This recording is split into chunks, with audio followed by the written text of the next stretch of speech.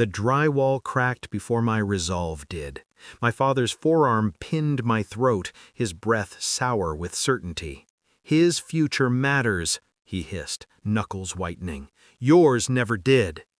Something in me went still, the kind of still that means the storm is already past. I slid out from under his arm, felt the wall scrape my shoulder, and picked up my bag. I didn't raise my voice. I didn't explain. I walked out. Before that night, my life was small and clean. Early mornings, steel-toe boots by the door, notes scribbled in the margins of a manual about airflow and pressure drops. HVAC wasn't glamorous, but it was mine. A program paid for with double shifts and swallowed pride.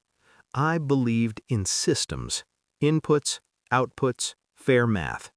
I believed in family, too. That was my first mistake. My younger brother never learned schedules or consequences. He learned applause. Dad called him potential. I was reliable. Reliable people get leaned on. Potential people get protected. It started with favors. Just today, just this once. Drive him here, cover his shift, miss class. They'll understand. When I said no, Dad smiled like I'd told a joke. Then the red flags sharpened. My tuition confirmation email went missing. My alarm didn't go off because my phone had been unplugged. Dad stopped looking me in the eye when bills came up. Mom stopped asking questions. I noticed the folder on the kitchen desk. My name typed wrong, my brother's right beneath it. I didn't open it. Not yet. I waited. The discovery didn't explode. It settled. I came home early one afternoon and heard Dad on the phone, voice soft like velvet. "Yes, we'll reallocate. He won't need it. He's figuring things out." Reallocate. My tuition, my savings, shifted into my brother's car insurance and rent so he could chase a girl who liked long drives and short commitments. My hands didn't shake. They went cold. That's when the thinking began. Quiet, exact. I stopped arguing. I said yes to everything. I copied bank statements, photographed receipts, logged dates. I found the loan application, co-signed in my name without my consent.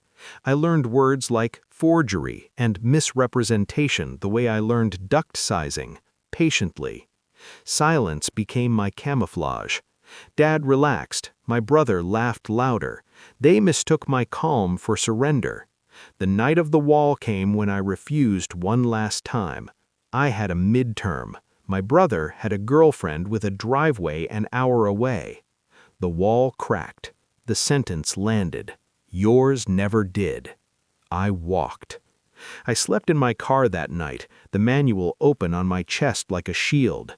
In the morning, I made 3 calls: the school, the bank, a legal clinic with a receptionist who listened. Turns out, systems love truth. They respond to evidence. The showdown wasn't loud. It was surgical. A letter arrived first, formal, polite, devastating. Then a meeting request from the bank. Then the school reinstated my enrollment, fees covered by an emergency fund after they reviewed the documentation. Dad called me 27 times. I didn't answer. When I finally did, it was in a conference room with glass walls. Dad sat smaller there. My brother wouldn't meet my eyes. I spoke slowly. I slid copies across the table, dates, signatures, the wrong name spelled the same wrong way every time. The banker explained consequences. The counselor explained options. No one raised their voice. My brother's potential developed fractures. His lease evaporated. The car got repossessed.